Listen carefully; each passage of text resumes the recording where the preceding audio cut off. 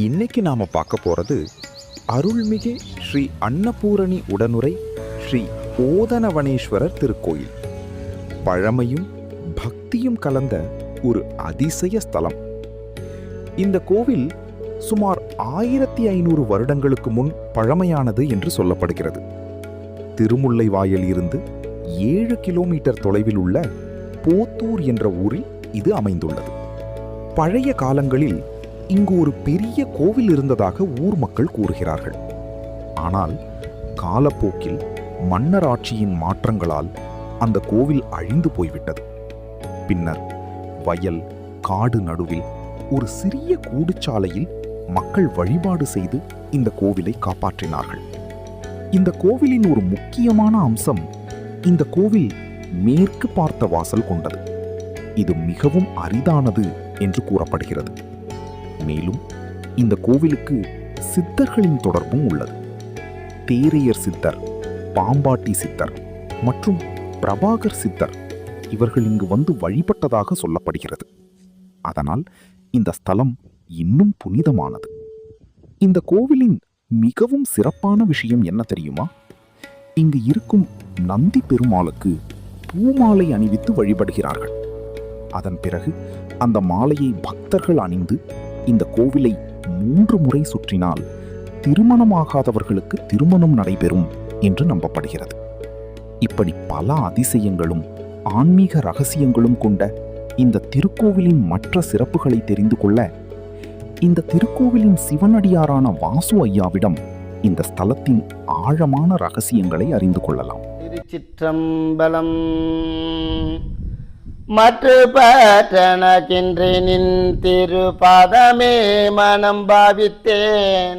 பெற்றலும் பிறந்தேனி பிறவாத தன்மை வந்தேதினேன்.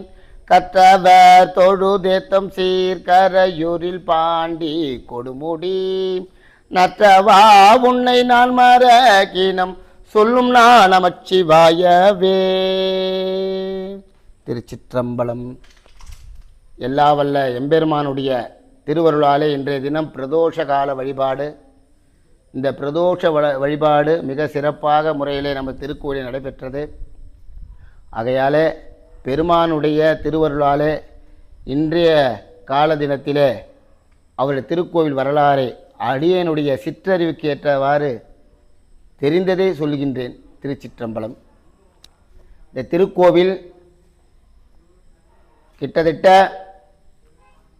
1500 ஆண்டுகளுக்கு முன்பே கிடைக்கப்பட்ட ஒரு சிவலிங்க திருமேனி பானம் மட்டும் கிடைச்சிருக்கு. அப்போது இந்த கோவில் பகுதி சுற்றி உள்ள பகுதியில் வயக்காடாக இருந்தது, இன்னமும் இருக்கிறது. இந்த வயக்காட்டு நடுவிலே சுவாமி இங்கு இருந்திருக்கார். அப்போது சில ஆன்மீக அன்பர்களும் அடியார்களும் சுவாமிக்கு ஒரு தட்டு பந்தல் அமைத்து, ஓலை கொட்டகைன்னு சொல்லுவாங்க, அதில் தான் சுவாமி இருந்தார். அப்படி இருந்து இங்கே வழிபாடு செஞ்சுருந்தாங்க. அவர்களால் முடிந்த அளவுக்கு எண்ணெய் தீபம் போட்டு சுவாமிக்கு பூ புஷ்பம் அவரால் முடிந்த வரி அவரால் கையில் என்ன கிடைக்குமோ வச்சு செஞ்சுருந்தாங்க. மிக சிறப்பாகலாம் இருக்காது. அவரவர்களை வருவார்கள், சுவாமியை வழிபாடு செய்வார்கள். ஆனால் சிறப்பாக ஒன்றும் இருக்காது. அந்த கொத்தகை புயல் மழை காற்று அடித்தா கூட சுவாமி சாஞ்சிடும். அந்த கொட்டகைலாம் சாஞ்சிடும். உள்ளே போக முடியாது. உள்ளே அப்படி அந்த கீத்தெல்லாம் நவுத்திட்டு உள்ளே போனோம்னா பாம்புகள்லாம் படுத்திருக்கும். சாமி மேலே பாம்புகள் படுத்திருக்கும், தேரை பூச்சிகள்லாம் அதிகமாக இருக்கும். ஒரு புத்து கூட சுவாமி அங்கே கோவில் பின்னாடி இருந்திருக்கு. அந்த கொத்தகையில் பக்கத்தில் புத்து இருக்கும், சுவாமி இருப்பார். அவ்வளோதான். இங்கே ஒரு 20 ஆண்டுகளுக்கு முன்பதாக பாம்பாட்டி சித்தருடைய சீடர் பிரபாகர சித்தர் அவர்கள் இங்கே வழிபாடு செய்ததாக ஊர் மக்கள்லாம் சொல்லுகிறார்கள். அதுக்கு பிறகு அடியார் பெருமக்கள், பக்த கோடிகள், ஊர் பொதுமக்கள், வெகு தூரத்திலிருந்து வருகின்ற ஆன்மீக அன்பர்கள், பெரியோர்கள் அத்தனை பேரும் சேர்ந்து திருக்கோவிலாக மாற்றினார்கள் எம்பெருமான் திருவருளால். அதற்கு பிறகு இங்கு பொத்தூர் அருகிலே உள்ள ஒரு பெருமாள் கோவில் பக்கத்தில் பழமையான நந்தியம் பெருமான் கிடைக்கப்பெற்றது. அந்த நந்தியம் பெருமானை இங்கே பிரதிஷ்டை செஞ்சிட்டோம் சுவாமி திருவருளால். தமிழ் வேள்வி ஆசிரியர் ஒளியையா அவர்களே இங்கே வந்து அதை பிரதிஷ்டை செஞ்சார்கள் குருநாதர். அதைத் தொடர்ந்து இங்கே சுக்கிர கால பைரவர் எழுந்து அருள்பாலிக்கிறார். அவரையும் ஒளியையா அவர்கள்தான் பிரதிஷ்டை செய்தார்கள். அதற்கு பிறகு அன்னபூரணி அம்பாளை பிரதிஷ்டை செஞ்சோம். அது திருவருளால் மயில ஆதீனம் பொம்மை ஆதீனம் அவர்களை இங்கே எழுந்தருளி அந்த குடமுழுக்கு நன்னீராட்டிலே கலந்து கொண்டு அனைவருக்கும் அருளாசி வழங்கினார். அதைத் தொடர்ந்து இங்கே மிக சிறப்பான வழிபாடுலாம் நடந்து கொண்டிருக்கிறது. பிரதோஷம் மாதத்திற்கு வருகின்ற 2 பிரதோஷ காலமும் மிக சிறப்பான வழிபாடு. திரு அமுது பிரசாதம் அன்னம்பாளிப்பு எல்லாம் சுவாமி இங்கே சிறப்பாக செய்து கொண்டிருக்கிறார். அது மட்டுமில்லாமல் அன்னாபிஷேகம், மகா சிவராத்திரி வழிபாடு, அக்னி நட்சத்திரம் நிறைவு வழிபாடு, 108 இளநீர வழிபாடு, அப்படிங்கிற ஒவ்வொரு வழிபாடும் மிக சிறப்பான முறையில் செய்து கொண்டிருக்கிறோம். சுவாமிக்கு 2 கால பூஜை, ஒரு கால பூஜை, சாயந்தரம் ஒரு கால பூஜை, இங்கே 2 கால பூஜை நித்திய வழிபாடாக நடைபெற்று கொண்டிருக்கிறது. சுவாமி மிக சிறப்பான சுவாமி, மேற்க பார்த்த சுவாமி, வீரியம் அதிகம். ஆகையால் இங்கே வருகின்ற பக்தர் அத்தனை பேருக்கும் சுவாமி அருள்பாலிக்கிறார்.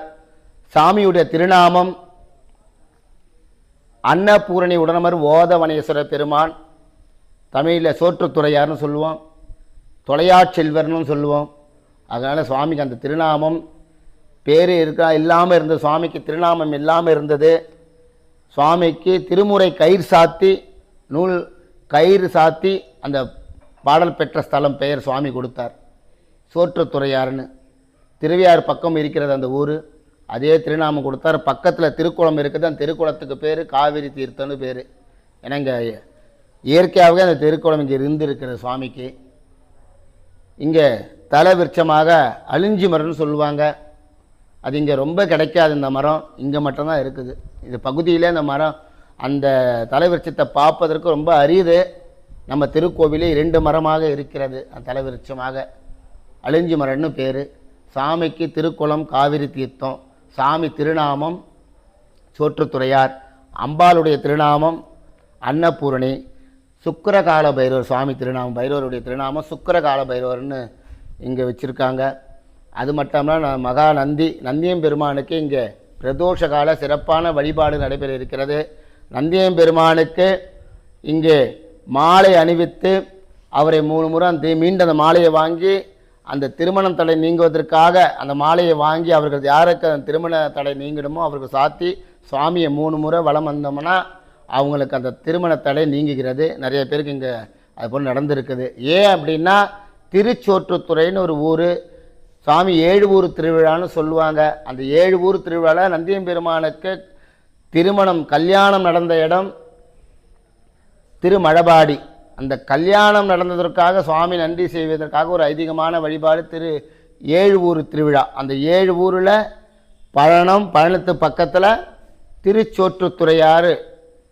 திருச்சோற்றுத்துறைன்னு ஊரே நந்தியம் பெருமானுக்கு இங்கே அந்த வழிபாடு செஞ்சோம்னா திருமண தடை நீங்கும். அது மட்டும் இல்லாமல், அந்த தடை மட்டும் இல்லாமல், இங்கே மனதுருகி சுவாமி யாரெல்லாம் விண்ணப்பம் வைக்கிறாங்களோ, விண்ணப்பம் கேட்டு நல்குவார். சோற்றுத்துறையார் பதிகத்தில் உண்டு, விண்ணப்பம் கேட்டு நல்குவார் சுவாமி. அந்த விண்ணப்பத்தை நம்ம யாரெல்லாம் சுவாமி கிட்ட சொல்கிறோமோ எல்லாம் அந்த நம்முடைய குறைகளெல்லாம் தீர்த்து எல்லா வளமும் நம்ம ஓதவனேச பெருமான் தருவார். ஆகையாலே இப்பகுதியில் இருக்கின்ற சுவாமியை வழிபாடு செய்யுங்க. வெளியில் இருக்கிற ஆன்மீக அன்பர்களும் அடியார் பெருமக்களும் திருக்கோவிலுக்கு வந்து எல்லா வல்ல எம்பெருமான் திருவருளை பெறுமாறு அன்புடன் கேட்டுக்கொள்கிறோம். திருச்சிற்றம்பலம், திருச்சிற்றம்பலம், திருச்சிற்றம்பலம். ஐயா, இந்த கோயில் ஏன் மேற்க வாசலை பார்த்து இருக்கு? அது என்ன சிறப்பு அம்சம்? இங்கே சுவாமி அது மேற்கு பார்த்தா ரொம்ப சிறப்பான ஒன்று தான். இப்பகுதியிலே சுவாமி வெகு காலமாக பல ஆண்டுகளாக மேற்க பார்த்து தான் இருக்கார். ஆகையால் நாங்களும் வழிபாடு செய்யும்பொழுது சுவாமி அப்படியே பிரதிஷ்டை செஞ்சிட்டோம். இங்கே பக்கத்தில் அருகாமையில் உள்ள மயிலாப்பூரில் உள்ள கபாலீஸ்வர பெருமானும் மேற்க பார்த்தவர் தான். திருவான்மையூரில் எழுந்து அருள்பாலித்து கொண்டிருக்க மருந்தீஸ்வரரும் மேற்க பார்த்தவர் தான். அதே போல் நம்ம சுவாமி மேற்கு பார்த்தவர் தான். மேற்க பார்த்த சுவாமிக்கு வீரியம் அதிகம், கேட்டதெல்லாம் கொடுப்பார். திருச்சிற்றம்பலம். இந்த கோயிலோட சிறப்பம்சம்னு சொல்கிறீங்க, கல்யாணம் ஆகிறவங்களுக்குலாம் கல்யாணம் ஆகும்னா அந்த வழிபாடு எப்படி பண்ணால் அது கல்யாணம் ஆகும்னு நீங்கள் சொல்கிறீங்க? இங்கே நந்தியம் பெருமானுக்கு மாலை வாங்கி கொடுத்து அந்த மாலையை சாமிக்கு சாத்திட்டு அந்த மாலையை சாத்தின பிறகு பூஜை செய்த பிறகு அந்த யார் மாலை சாத்தினாங்களோ அவங்க திரும்ப அந்த மாலையை வாங்கி கழுத்தில் போட்டு சுவாமியை 3 முறை வலம் வந்து பிரார்த்தனை பண்ணிக்கணும். அப்படி பிரார்த்தனை பண்ணிட்டோம்னா அந்த கல்யாண தடை நீங்கும், திருமண தடை நீங்கும். இந்த கோயிலோட வரலாறு 1500 வருஷத்துக்கு முன்னாடி சொல்கிறீங்க. 1500 வருஷத்துக்கு முன்னாடி இங்கே யார் கோயிலை லிங்கத்தை வச்சு வழிபட்டா? 1000 ஆண்டுகளுக்கு 1500 2000 வருஷத்துக்கு முன்னாடி யார் வந்திருப்பாங்க தெரியாது. ஆனால் சுந்தரமூர்த்தி சுவாமிகள் அருகாமையில் இருக்கிற திருமுல்லைவாயில் கோவிலில் பதிகம் பாடியிருக்கார் சுவாமி.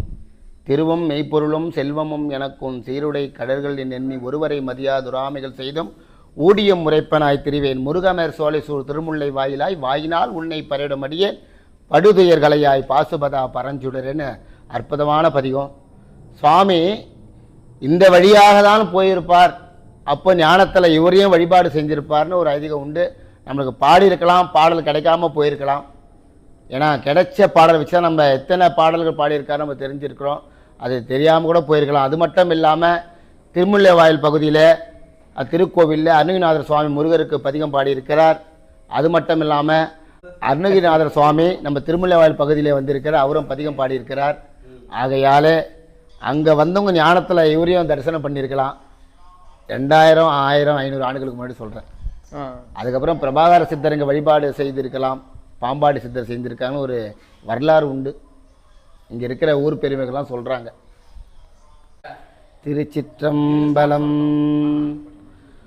கொங்கை தீரங்கி நரம்பெழுந்து குண்டுகள் வெண்பர் குழி வயிற்று பங்கி சிவந்திரு பற்கள் நீண்டு பரடுயரீர் கணை காளார் வெண்பேய் தங்கி அலறி உலரும் காட்டில் தாழ் சடை எட்டும் திசையும் வீசி அங்கம் குளிர்ந்த நல்லாடும் எங்கள் அங்கம் குளிர்ந்த நல்லாடும் எங்கள் அப்பனிடம் திரு ஆலங்காடே அப்பனிடம் திரு ஆலங்காடே.